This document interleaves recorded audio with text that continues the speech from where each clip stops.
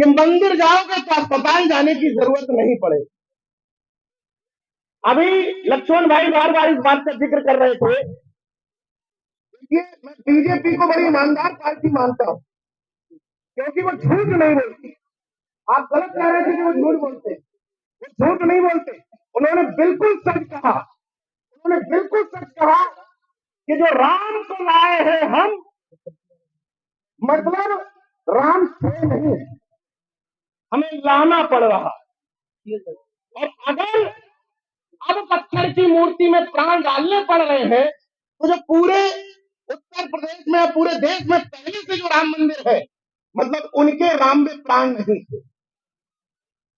मतलब तो यही हुआ कि जब अब प्राण डालना पड़ रहा, इसीलिए किसी ने बहुत सही बात कही थी कि अगर प्राण डालने का सिस्टम, प्राण डालने की पद्धति अपने देश में आ गई है, तो जो प्राण डालने वाले लोग हैं इनको बॉर्डर पर खड़ा कर दो। जैसे ही कोई शहीद होगा, सैनिक उसके प्राण डाल दिए जाएंगे। मजा आ रहा है ना सुनने में? दिक्कत यह है कि मजा, जब मैं इस तरह की बात कर रहा हूं तो इसमें भी मजा आएगा, मेरा कोई विरोध करेगा तो उसमें भी मजा आएगा। हम अमूमन ताली बजाने के आदी पड़ चुके हैं।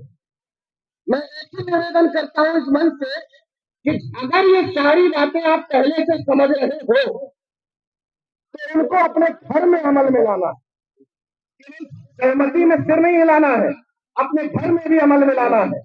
और पाखंड के 3 बड़े आइडेंटिटी कार्ड, गौर करिएगा कि चाहे नमो बुद्धाय जय भीम कितने भी तेजी से बोलो, अगर पाखंडवाद के 3 आइडेंटिटी कार्ड आपके शरीर पर है,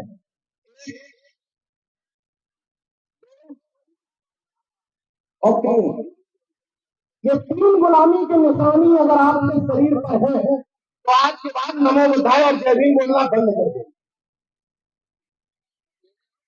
क्योंकि लाल धागे के साथ जय भीम और नमो बुद्धाय का कॉम्बिनेशन मिल नहीं पाता। और एक और अनुरोध कर लेता हूं, जब यहां से निकल करके अपने घरों में जाना, तो अगर एक जाति के महापुरुष की तस्वीर लगी हो तो 3-4 और,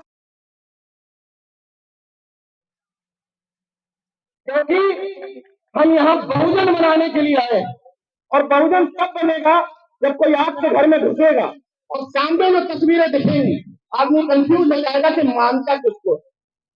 अगर अंदर घुसते ही उसको संत बालिका की तस्वीर दिखती है और वो आइडिया लगा लेता है कि समाज से खड़े, तो आप बहुजन नहीं बन पाए।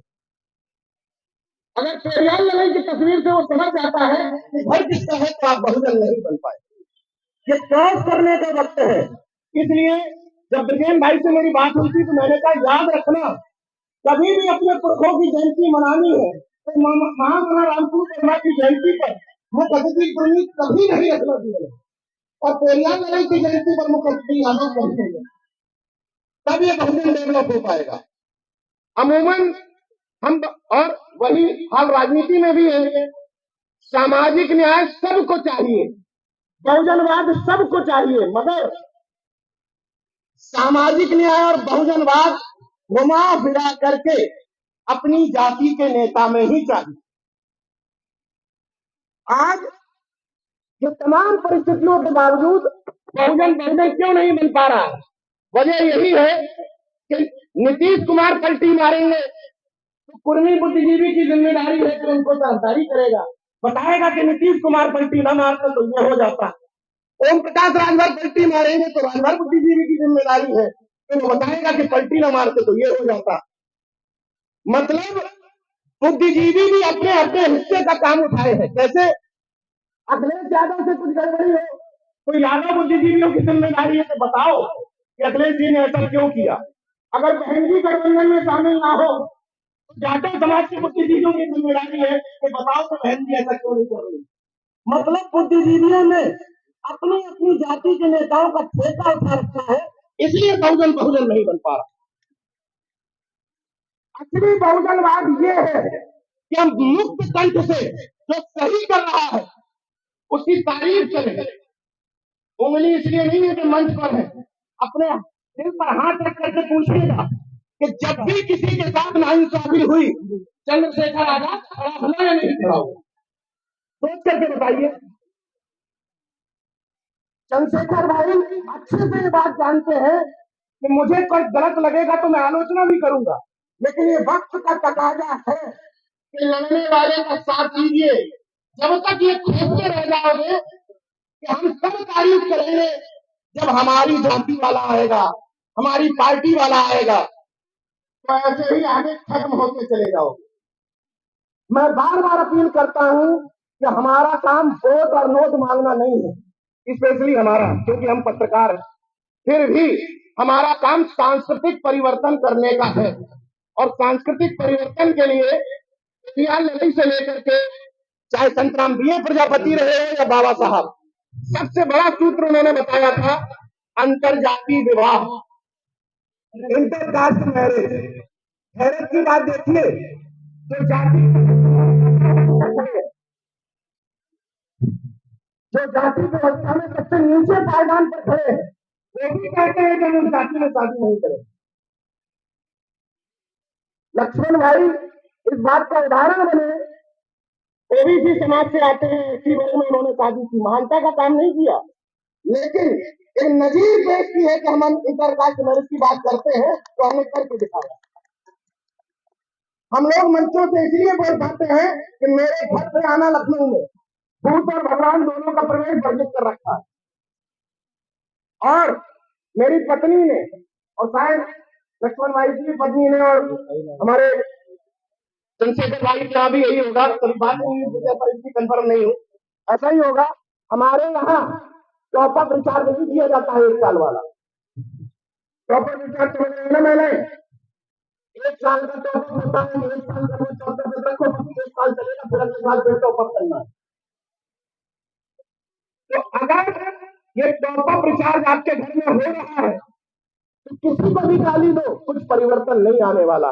और एक और निवेदन कि अगर बहुजन कॉन्सेप्ट के कार्यक्रमों में आ रहे हो, इस तरह के कार्यक्रमों में, तो आपकी गाड़ी की 5 सीट, अगर 4 व्हीलर से आ रहे हो तो 5 सीट होंगी, 7 होंगी, 2 व्हीलर से आ रहे हो तो 2-3 लोग बैठे होंगे, हालांकि पुलिस वाले खड़े 3 लोग मत बैठे, लेकिन फिर भी चाहे 2 आ रहे हो या 5 आ रहे हो, कहने का मतलब यह है कि जब बहुजन कार्यक्रमों में आ रहे हो तो 2 लोग बैठे हो तो दोनों एक जाति के मत आना, और अगर 5 बैठे हो तो 5 एक जाति के मत आना। तो बहुजन कॉन्सेप्ट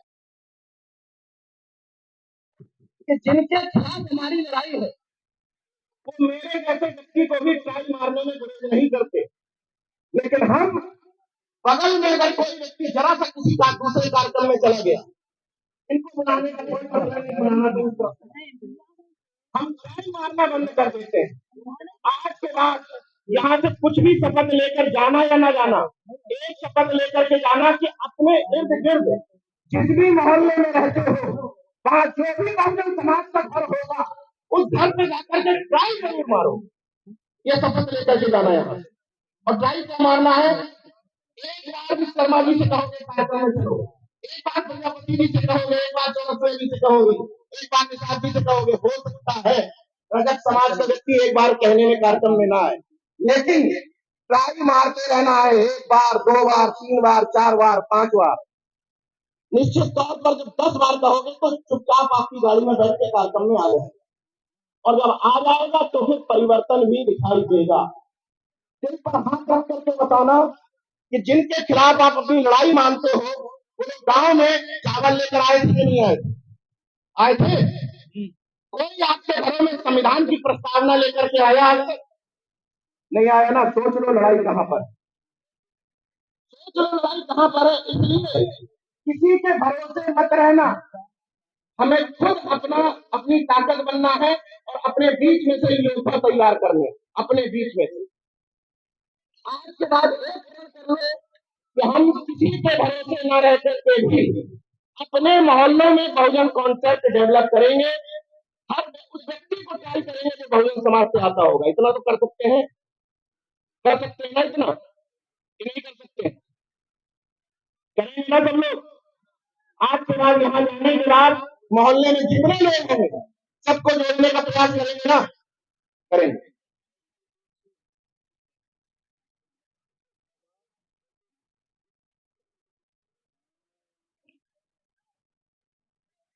ये जो चंद उदाहरण है, जो मुख्य उदाहरण है जिनमें पैसा खर्च नहीं होता, लेकिन बहुजन यूनिटी ऐसे ही बनती है। एक अपनी बात, अंतिम बात कहकर के बात खत्म करूंगा क्योंकि समय नहीं है। जो गांव में तमाम सारी परंपराएं बनी हुई होती हैं, तमाम लोग कहते हैं कि ये परंपरा है, वो परंपरा है, खाली बाल्टी लेकर निकल जाओ, बिल्ली रास्ता काट गई, फलाना हो गया, ये कहते हैं ना सब लोग। इस कहानी से आपको समझा देता हूं कि परंपराएं बनती कैसे, इसको समझिएगा। एक पति पत्नी थे, दोनों आंख से अंधे। सुनिएगा, हमारी जो माताएं बहनें बैठी हो, जरूर गौर से सुनिएगा। पति पत्नी थे, दोनों अंधे थे आंख से। पत्नी खाना बनाती थी, एक कुत्ता रोटी उठा के ले जाता था। तो पत्नी पत्नी ने पति से कहा कि हम खाना बनाते हैं, दरवाजा लगा नहीं है, कुत्ता उठा करके ले जाता है, क्या करें। तो पति बोले कि जब तुम खाना बनाया करोगी, मैं दरवाजे पे खड़े रहकर ठक ठक किया करूंगा डंडे से। ये शुरू हो गया भाई, वो खाना बनाती थी, वो डंडे से ठक ठक करते थे। उन्हीं दोनों लोगों के, वो अंधे जो पति पत्नी थे, उनके कुछ संतान पैदा हुई बाद में। वो संतान में से एक कोई जज बन गया, एक कोई बड़ा आईएएस बन गया। वो जज जो था, जब उसकी शादी हुई, शादी उसकी एक पढ़ी लिखी प्रोफेसर से हो गई। तो अब जब उनके यहाँ खाना बनता था, 2 मिनट रुक जाइए यार।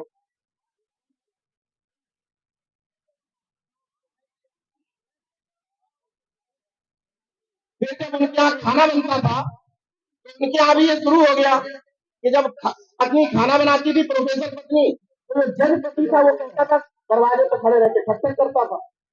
तो एक दिन पत्नी ने पूछा कि तुम ऐसा क्यों करते हो, दरवाजे पे खड़े होकर खटखट क्यों करते हो। तो पति बोला कि शांत रहो, तुम बहुत पढ़ लिख गई हो, ये हमारे घर के संस्कार है, परंपरा है कि हमारे घर पे जब कोई खाना बनाती है पत्नी, को पति को दरवाजे पे खड़े होकर के करना होता, ये परंपरा का हिस्सा। फिर उसने पड़ोस में हमारे धनीराम पेंटर जी जैसे कोई बुजुर्ग रहते थे, उसके बगल में, उसने बगल में धनीराम पेंटर जी ऐसे किसी बुजुर्ग से पूछा कि बाबा, आप तो उम्र दराज व्यक्ति हैं, आप बताइए कि हमारा पति जब मैं खाना बनाती हूँ तो खटखट क्यों करता है। धनीराम पेंटर जैसे बुजुर्ग ने कहा, बिटिया तुम्हारे ससुर और सास थे जो, वो आंखों से अंधे थे, ये ससुरा तुम्हारा पति बुद्धि से अंधा है। उनको दिखता नहीं था, इसलिए खटखट करते थे। इसको सब कुछ दिखता है लेकिन बुद्धि से मानते गुलाम है, इसलिए खटखट कर रहा है। तो समझ गए ना परंपरा बनती कैसे। तो ये दकियानूसी जो परंपरा है, ख्यालात, और खास तौर से महिलाओं में जो प्रथा है यहाँ पर मुंह ढकने की, पर्दा प्रथा, उसको भी खत्म करना है, क्योंकि ये बताने कोई दूसरा नहीं आएगा।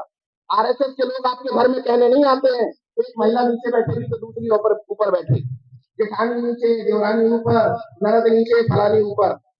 महिला ही महिला के दुश्मन है, और घर के अंदर खुद। ये आरएसएस वाले भेदभाव पैदा नहीं करने आते आपके घरों में। हर चीज पर उनको दोष देना ठीक नहीं है। जो चीजें खुद से कर सकते हैं वो खुद से करें। और इन परिस्थितियों में किसी भी ब्यूरोक्रेट को या नेता को गाली देने से पहले इस तरह हाथ करके ये पूछ लेना कि जब ये सब हो रहा था, जब संविधान खतरे में था, नौकरियां जा रही थी, निजीकरण हो रहा था, तो हम क्या कर रहे थे, आलोचना कर रहे थे। और 5 किलो राशन की बात की, 5 किलो राशन की बात की लक्ष्मण भाई ने। तो मैं उनसे एक बात डिफरेंट करना चाहता हूँ। मैं कहता हूँ 5 किलो राशन, 10 किलो, 20 किलो, जो दे रख लो, रख लो, उनके घर का नहीं है, हमारे पैसे से दिया जा रहा है, हमारे ही पैसे से दिया जा रहा है। कि चाहे 5 किलो राशन दे, चाहे 20 किलो दे, रख लो। लेकिन जब वोट देने जाओ तो याद रख लेना कि बाबा साहब ने बड़ी मुश्किल से ये ताकत दी है आप लोगों को, और हमारे और आपके वोट की जो ताकत है वही मोदी के और अडानी के भी वोट है। ये बात याद कर लेना। इसलिए मैं ये नहीं कहता कि 5 किलो राशन में, 10 किलो राशन में, लेकिन एक बात याद रखना कि अगर नेता ना बिकने वाला चाहते हो तो उसको जनता भी ना बिकने वाली मिलनी चाहिए। और नेता पाखंड विरोधी चाहते हो तो जनता भी पाखंड विरोधी होनी चाहिए। अगर चाहते हो कि चंद्रशेखर भाई सामाजिक न्याय में रहे, कभी अड़े अड़े रहे, कभी दिगे ना, तो उनको जनता भी उस तरह की चाहिए।